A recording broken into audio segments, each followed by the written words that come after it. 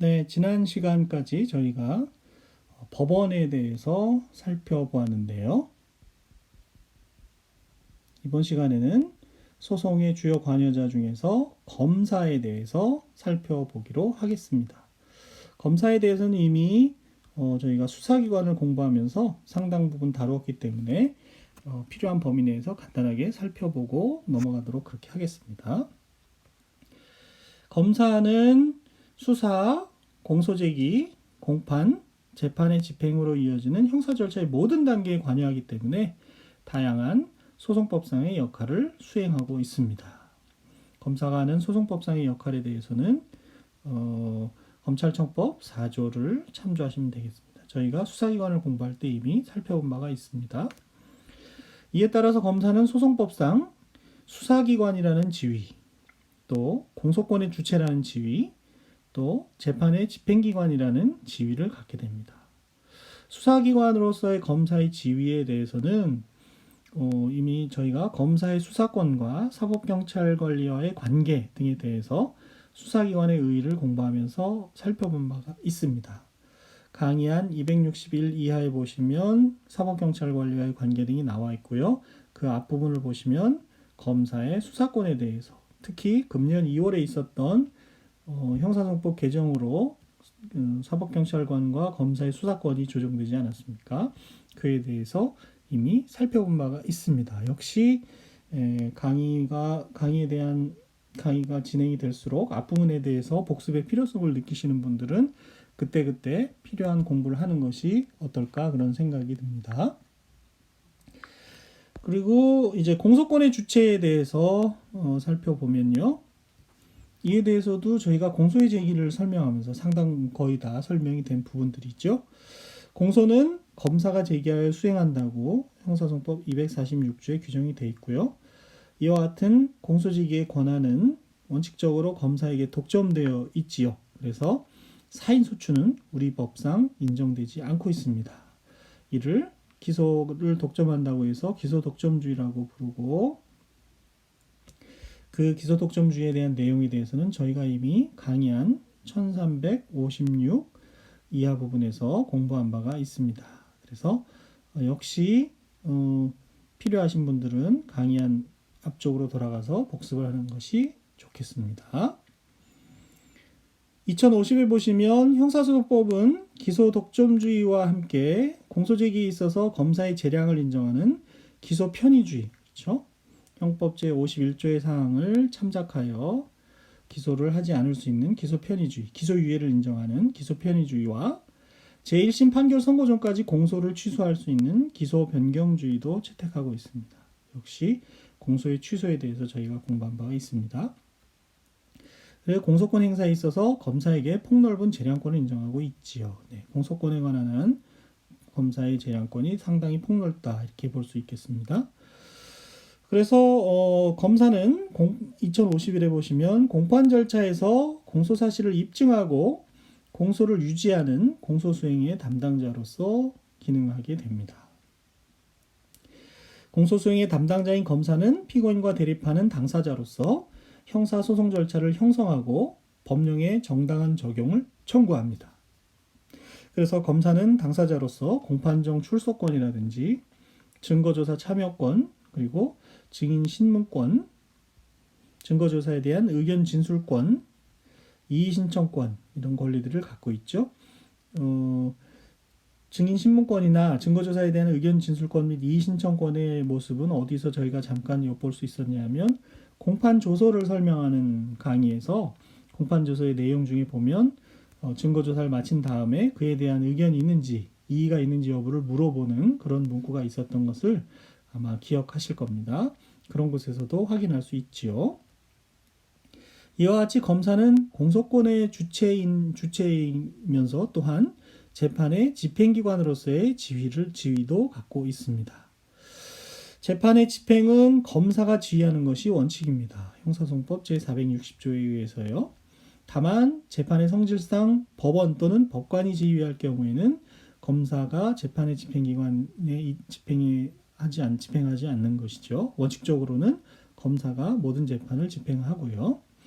여기서 재판의 집행이란 유죄 판결 예를 들어서 징역 3년이 선고되면 그 징역 3년의 형을 집행해야 되지 않겠습니까? 그런 집행뿐만 아니라 구속영장이 발부된다든지 체포영장이 발부된다든지 압수수색영장이 발부된다든지 이와 같은 강제처분의 집행도 넓은 의미에서 재판 집행에 포함된다고 보는 것입니다. 검사가 하는 것이 원칙이죠. 그래서 형이 확정되면 2053에서 보시는 것처럼 사형 또는 자유형의 집행을 위하여 형 집행장을 발부하여 구인할 수도 있고요. 검사가 발부한 형 집행장은 이 경우 동일한 효력을 가지게 됩니다. 사형 또는 자유형의 집행을 자유형의 집행을 위하여 발부하는 형 집행장은 구속영장과 동일한 효력이 있고요. 이러한 점들을 포함해서 검사의 재판 집행에 관해서는 강의한 5754 이하에서 상세하게 살펴보게 되겠습니다. 재판의 집행이라는 제목으로요. 참고로 영미에서는 법원주의를 채택을 해서 재판의 집행 지휘를 법원이 하는 것을 원칙으로 하고 있다고 합니다. 그런데 우리 형사소송법은 재판 집행의 기동성과 또 신속성을 확보하기 위하여 검사가 진행하는 검사주의를 취하고 있는 것을 알 수 있습니다. 네, 검사의 소송법상 지위에 대해서는 이 정도로 살펴보고요. 다음으로 피고인의 소송법상 지위에 대해서 살펴보겠습니다. 이에 대해서도 이미 관련된 여러 분야에서 나왔던 것들이 대부분이기 때문에요. 한번 읽어보겠습니다. 피고인의 의의에 대해서 먼저 살펴보면 피고인이란 검사에 의하여 형사 책임을 져야 할 자로서 공소 제기를 받은 사람, 공소 제기를 당한 사람이죠. 그리고 나중에 직결심판도 저희가 공부할 텐데 경찰서장에 의해 직결심판이 청구된 사람도 피고인에 해당하게 됩니다. 그래서 2055에 보시는 것처럼 피고인은 공소제기 이후의 개념이라는 점에서 공소제기 전에 수사기관으로부터 범죄 혐의를 받아 수사의 대상으로 되어 있는 피의자와 구별이 되지요. 그리고 확정 판결 이전의 개념이라는 점에서 유죄 판결이 확정된 수형자라는 개념과도 구별이 됩니다. 그래서 피의자가 공소제기를 당하게 되면 피고인이 되는 것이고 그 피고인에 대해서 유죄 판결이 확정되게 되면 수형자의 지위로 되는 것이지요. 그것도 역시 피의자를 공부하면서 이미 설명한 바가 있습니다.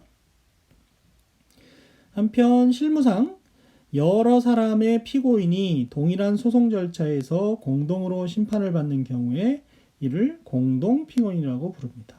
공동피고인은 심판 절차상 한 절차에서 여러 사람이 같이 재판을 받게 되는 경우를 말하죠. 이 경우 공동피고인 1인에 대하여 다른 피고인을 서로 상피고인이라고 부릅니다. 실무상 약간 일본어와 같은 문구가 느껴지는데요. 상피고인이라고 해서 서로 예를 들어서 갑과 을이 같은 재판정에서 이렇게 재판을 받고 있다 그러면 갑이 을을 상피고인이라고 부를 수 있고요. 을이 갑을 상피고인이라고 부르는 것이 실무상의 상피고인의 개념입니다. 공동피고인은 같이 재판을 받는다 그래서 반드시 공범자인 경우는 아닌 공범자인 경우에 하나는 것은 아니죠. 예를 들어서 앞에 본 것처럼 갑과 을이 갑은 절도범, 을은 작물범인데 같은 수사 절차에서 수사를 받아서 재판을 받을 수 있지 않습니까? 그렇지만 절도범과 작물범이 공범은 아니지 않습니까? 그래서 반드시 공범이어야 공동피고인이 되는 것은 아니다. 이렇게 알고 계시면 되겠고 이것이 이제 피고인의 증인적격에서 특히 공동피고인의 증인적격에서 공범인 공동피고인과 공범 아닌 공동피고인이라는 형태로 등장을 하게 됩니다. 여기서 알아두셔야 될 것은 공동피고인이라고 해서 반드시 공범인 것은 아니다. 공범이 아닌 경우에도 같이 재판을 받게 되면 공동피고인이 될 수 있다는 것을 잘 기억을 해 놓으시면 되겠습니다. 피고인의 의의 그리고 공동피고인의 의의에 대해서 살펴봤는데요. 이와 같은 피고인은 소송법상 어떤 지위를 갖게 되느냐. 첫째로 당사자로서의 지위를 갖고 있습니다. 2058에 보시는 것처럼 피고인은 검사의 공격에 대하여 자신의 정당한 이익을 방어하는 수동적 당사자가 됩니다. 이런 의미에서 검사를 공소권의 주체라고 한다면 피고인은 방어권의 주체이다. 저희가 그 공소장 변경에서 피고인의 방어권 행사에 실질적 불이익이 없을 것을 조건으로 하는 말들이 여러 번 등장했지 않았습니까? 그래서 피고인의 방어권이란 말이 많이 등장을 했었는데 그동안 이와 같이 피고인은 방어권의 주체가 되는 것이라고 볼 수 있죠. 그래서 2059에서 보시는 것처럼 피고인은 당사자로서 실체 형성과 절차 진행에 적극적, 소극적으로 참여할 수 있는 각종의 권리를 갖게 되고요. 피고인의 권리에는 방어권이 가장 중요하고 소송 절차 참여권이 역시 포함된다고 볼 수 있겠습니다. 방어를 제대로 하려면 절차에 참여해야 되는 것이지요. 이와 같은 당사자로서의 지위를 갖는 것과 더불어서 증거 방법으로서의 지위도 피고인이 갖게 됩니다.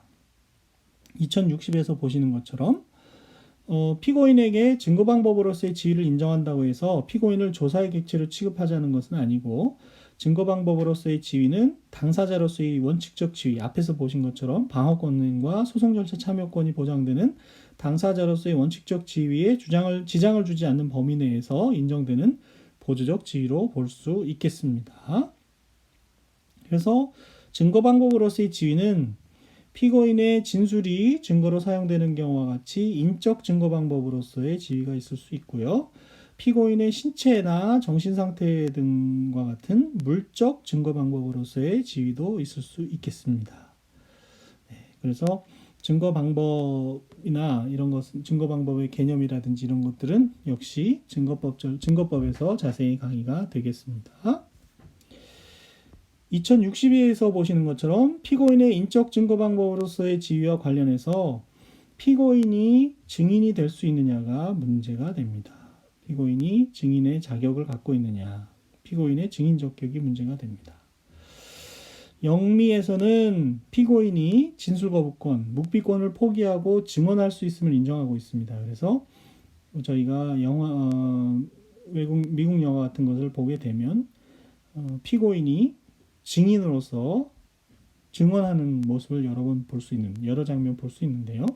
저희 형사소송법은 증인이 되려면 제3자이어야 한다는 것을 요할 뿐만 아니라 피고인에게 증인 적격을 인정하면 피고인에게 보장되어 있는 진술거부권을 무의미하게 하여, 왜냐하면 증인으로서 선서하면 증언할 의무가 기본적으로 생기거든요. 피고인의 당사자로서의 지위를 침해할 수 있으므로 증인 적격이 없다고 보는 견해가 지배적인 견해가 되겠습니다. 이것도 영미법과 다른 개념이죠. 좀 전에 보았던 것처럼 재판의 집행을 원칙적으로 검사에게 맡긴다든지 피고인에게 증인 적격을 인정하지 않는다는 것은 영미 형사소송법과 크게 다른 점이 되겠습니다. 결국 어떤 제도를 취하느냐는 제가 먼저 번 강의에서 말씀드린 바도 있지만 그 제도 자체의 취지와 의미도 있겠지만 그것이 현실에서 어떻게 적용될 수 있는지를 감안해서 도입이 돼야 될 것 같고요. 외국의 이론을 우리나라에 무비판적으로 받아들이는 것은 굉장히 위험할 수 있고요. 저희가 그런 것에 대한 공부를 앞으로 더 해나가면서 외국법과의 비교법적인 연구도 필요한 경우에는 할 수 있는 그런 역량을 저희가 갖춰 나가야 되겠습니다. 현재로서는 일단 저희 형사소송법, 우리 형사소송법의 제도에 대해서 숙지하고 잘 이해하는 것이 일단 첫 번째 임무가 되겠지요. 중요한 점이 되겠지요. 세 번째로 이와 같이 피고인은 당사자로서의 지위, 증거 방법으로서의 지위 뿐만 아니라 절차의 대상으로서의 지위에 있다라고 이렇게 보통 말을 합니다. 피고인은 형사 절차의 대상이기 때문에 피고인은 이제 공소가 제기됐기 때문에 공판 절차의 대상이 되죠. 그래서 재정 의무가 있습니다. 피고인은 법정에 있어야 되는 의무가 있는 것이죠. 그래서 재정 의무가 있게 됩니다. 법정에 있어야 된다는 것입니다. 함부로 퇴장하거나 이럴 수 없는 거죠. 피고인은 그래서 재판장의 허가 없이 퇴정하지 못한다고 281조 1항에서 규정을 하고 있는 것이고요. 절차의 대상이라는 지위도 있기 때문에 그렇죠.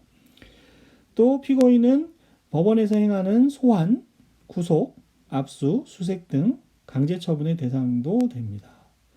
따라서 피고인은 적법한 강제 처분에는 이에 응해야 될 의무를 부담하게 되고, 이러한 피고인의 의무적 지위를 절차의 대상으로서의 지위라고 부를 수 있습니다.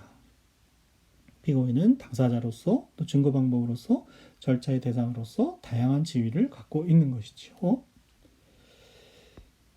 네, 이렇게 해서 검사와 피고인에 대해서 간단하게 살펴봤고요. 기존에 공부했던 내용들이 다시 소환이 돼서 공부하게 되는 그런 모습을 볼 수 있었습니다. 절차법은 앞부분과 뒷부분이 계속 이렇게 유기적으로 작용하면서 내용을 이해하는 것이 중요합니다. 다음으로 피해자와 배심원에 대해서도 살펴보도록 하겠습니다. 피해자는요, 형사 절차에서 피해자에 대한 배려도 매우 중요하지 않겠습니까? 결국 범죄로 인해서 가장 큰 손해, 불이익을 당한 사람이니까요. 그래서 2066에서 보시는 것처럼 피해자에게 형사 절차에 관한 적절한 정보를 제공하고 필요한 경우 피해자를 형사 절차에 참가시키며 피해자의 프라이버시 보호와 피해자의 사후 구제를 위해서도 노력하여야 하는데, 이런 목적을 위해서 저희 나라에 제정되어 있는 법이 범죄 피해자 보호법이라는 것이 제정이 되어 있습니다. 그래서 범죄 피해자 보호법의 1조에서 목적과 기본 이념에 대해서 제가 아래 참고 표시에 써놨으니까요.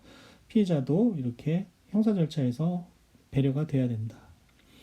특히 형사소송법 294조의 2는 피해자 등의 진술권에 대해서 규정하고 있습니다. 법정에서의 진술권을 얘기하는 것이죠. 그래서 1항에 보시면 법원은 범죄로 인한 피해자 또는 그 법정 대리인, 피해자가 사망한 경우에는 배우자, 직계친족, 형제자매를 포함해서 신청이 있는 때에는 그 피해자 등을 증인으로 신문하여야 한다. 네. 헌법에 보면 피해자의 법정 진술권을 규정해 놓고 있는데, 기본권으로 그것을 이어받아서 형사소송법에 규정이 되어 있는데, 그 방법은 증인으로 신문을 하는 것입니다. 피해자 등을 증인으로 신문을 하는 방법으로 피해자의 진술권이 보장되어 있는 것이죠. 그렇지만 다음 경우에는 그와 같은 권리가 증인으로 신문하는 권리가 제한되어 있는데요. 두 번째 2호에 보시면 피해자 등이 이미 당해 사건에 관하여 공판 절차에서 충분히 진술을 해서 다시 진술할 필요가 없다고 인정되는 경우라든지, 3호에서 보시는 것처럼 피해자 등의 진술로 인하여 공판 절차가 현저하게 지연될 우려가 있는 경우, 이런 경우 등에는 법률로서 그 피해자 등의 진술권이 제한되어 있는 것을 볼 수가 있습니다. 그리고 제2항에서는 피해자 등을 신문할 때 진술을 하는 것이 결국 진술권을 보장할 때, 피해자 등을 신문하는 경우 피해의 정도 및 결과, 피고인의 처벌에 관한 의견, 그 밖에 당해 사건에 관한 의견을 진술할 기회를 주어야 합니다. 증인으로 일방적으로 신문하는 것이 아니라 그런 의견을 진술할 기회도 주어야 한다. 그리고 3항에서 보시면 동일한 범죄 사실에서 그와 같은 진술을 하고자 하는 사람이 여러 명인 경우에는 그 수를 제한할 수 있겠죠. 예를 들어서 피해자가 수십 명, 수백 명에 달하면 그 수를 제한할 수 있겠죠. 그리고 4항은 제1항의 규정에 의한 신청인이 출석 통지를 받고도 정당한 이유 없이 출석하지 않은 때에는 그 신청을 철회한 것으로 본다. 이렇게 규정을 하고 있고요.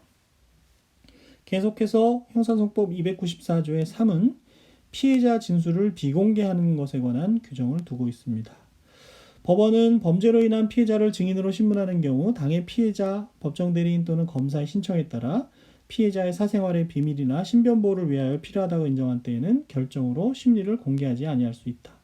예를 들면 성범죄의 피해자 같은 경우 공개된 법정에서 진술한다는 것이 프라이버시나 사생활의 비밀 또 이런 거에 위험할 수 있지 않겠습니까? 또 굉장히 유명한 조직폭력 범죄에 대해서 피해자가 증언하는 경우 신변 보호가 또 필요한 경우도 있지 않겠습니까? 예를 들자면 그런 경우 등에는 비공개로 진행할 수 있다는 것이죠.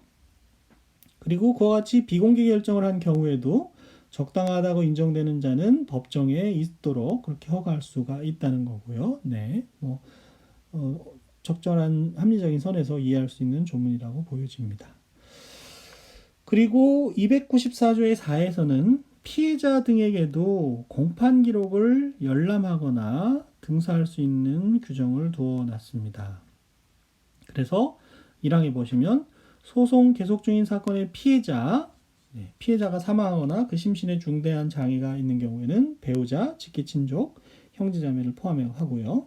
피해자 본인의 법정 대리인 또는 이들로부터 위임을 받은 피해자 본인의 배우자, 직계친족, 형제자매, 변호사는 소송 기록의 열람 또는 등사를 재판장에게 신청할 수 있다고 규정하고 있고, 재판장은 피해자 등의 권리 구제를 위하여 필요하다고 인정하거나 그 밖에 정당한 사유가 있는 경우 범죄의 성질, 심리의 상황, 그 밖의 사정을 고려하여 상당하다고 인정하는 때에는 열람 또는 등사를 허가할 수 있다고 규정하고 있습니다.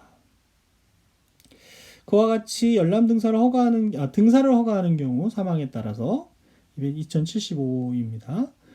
등사를 허가하는 경우에는 등사한 소송 기록의 사용 목적을 제한하거나 적당하다고 인정하는 조건을 붙일 수 있다.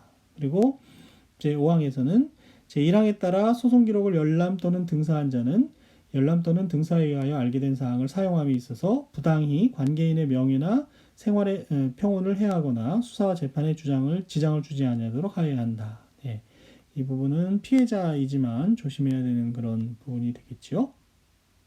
그리고 사망이나 사항에서 그 열람 등사 결정 또는 등사 허가할 때 등사를 하지 않는 사항이니까요.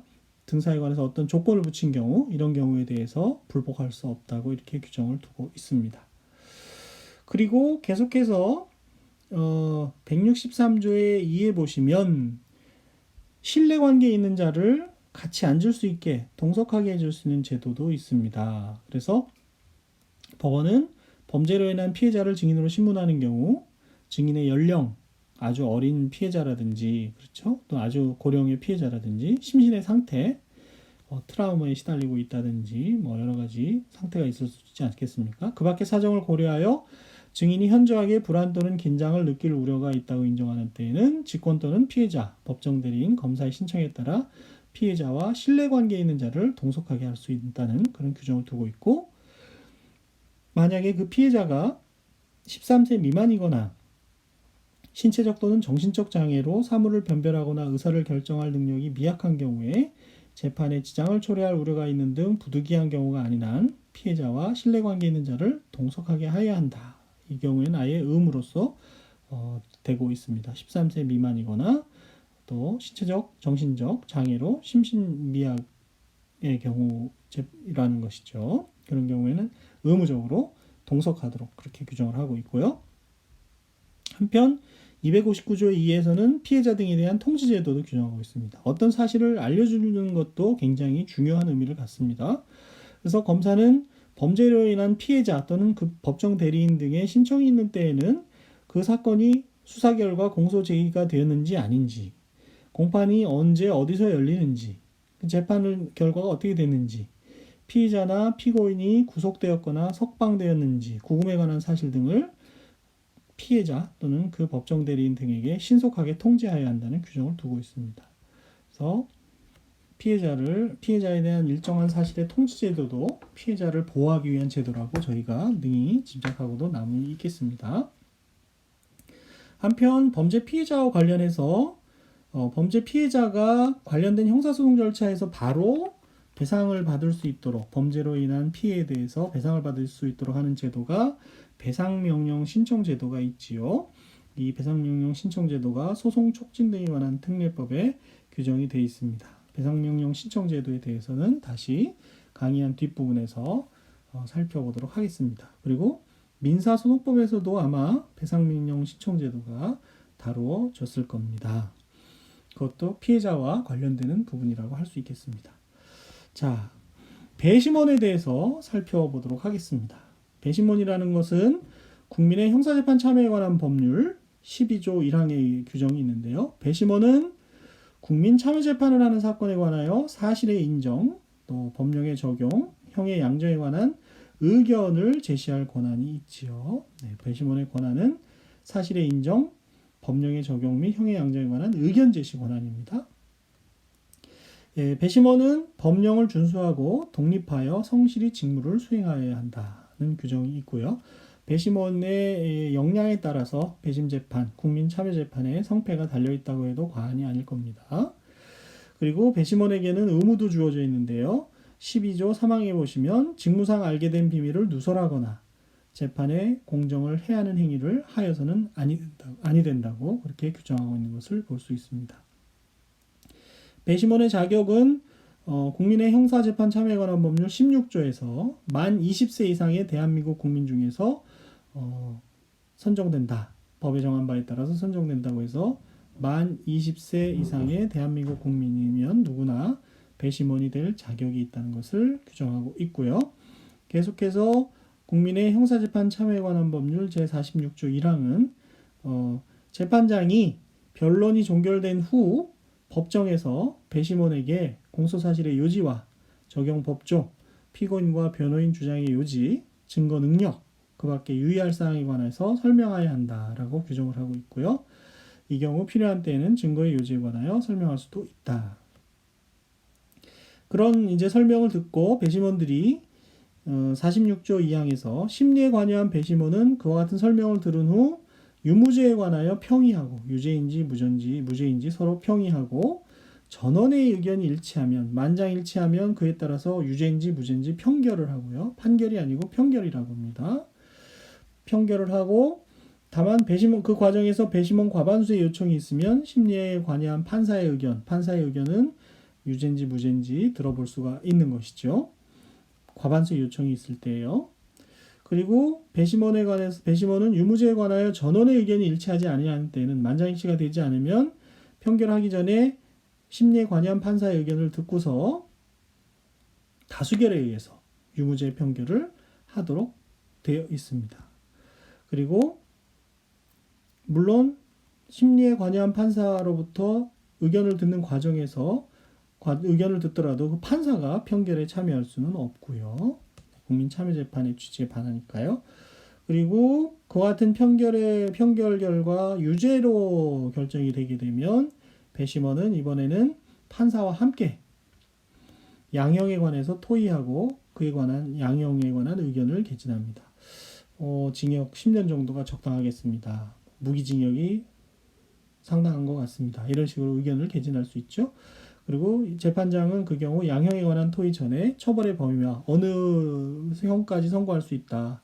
그리고 어떤 조건들이 양형의 조건이 된다. 이런 걸 설명하도록 그렇게 되어 있는 것이죠. 한편 그와 같은 평결, 유무죄의 평결과 양형에 관한 의견은 법원을 기속하지는 않습니다. 법원이 그에 따라야 될 의무가 있는 것은 아니다. 이것은 이제 전통적인 영미법에서의 배심재판에서는 배심원의 평결에 대해서 법원이 구속이 되는데 원칙적으로 저희 나라에서 법원을 기속하지 않는다고 결정한 이유는 저희 헌법상 법관에 의한 재판을 받을 권리가 헌법에 규정되어 있기 때문에 배심원의 평결과 의견에 그대로 구속이 돼버리면 그 헌법 조문에 위배될 가능성이 커집니다. 법관에 의한 재판이 아니다. 그래서 입법 과정에서 평결과 의견에 대한 구속력을 부여할 수가 없었던 것이지요. 이것이 배심원에 관한 전반적인 설명 내용이 되고요. 그와 같은 점을 포함해서 국민참여재판이 어떻게 공판 절차가 진행되는지는 공판 절차를 설명하는 과정에서 강의한 2462 이하에서 다시 한번 살펴보도록 그렇게 하겠습니다. 네, 이번 시간에는 법원 이외에 검사, 그리고 피고인, 그리고 피해자, 배심원에